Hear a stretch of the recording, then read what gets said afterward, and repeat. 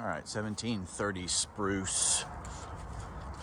I'm only going to do exterior video because really there's nothing that you can't see on the inside that you can't see already in the pictures. Video is not going to do you any extra justice. On top of that, it's a little dangerous walking through there anyway. So it's a complete gut job on the inside. Definite squishiness throughout. This back area is what I wanted to show you.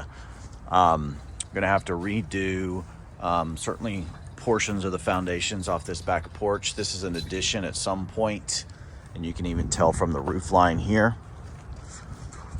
So if the idea is to add something off the back to try to increase this from 2 bedrooms to 3 or any kind of expansions, you're just going to want to keep note of how that is attached.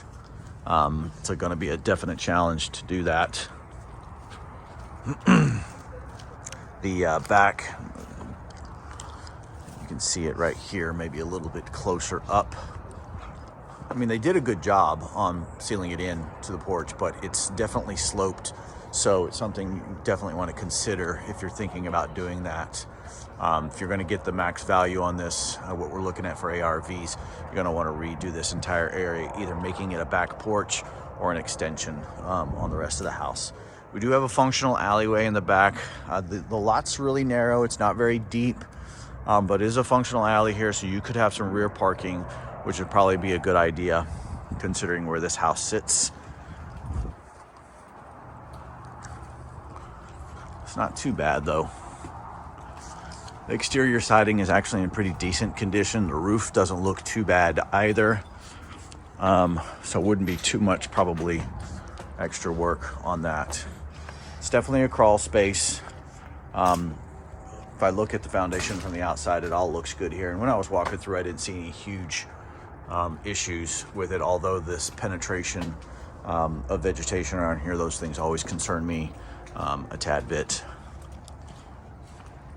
But structurally, it looks decent. It really doesn't bother me too much. It's just hoarders and trash and whatever on the inside. I mean, you can even see the shingles from here are not in bad condition.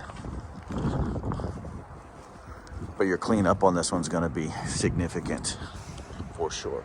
The other thing that I'm not a fan of, that I think is going to restrict you from getting max on this one, is this street is a dead end. So I want to show you this a little bit better.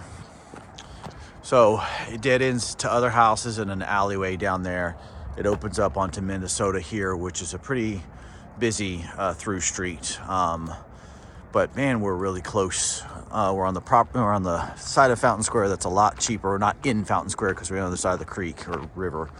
So I don't think you're going to maximize your what you're thinking. If you take a look at the ARVs around here, you're not going to be at the top end because we're on this closed-in street.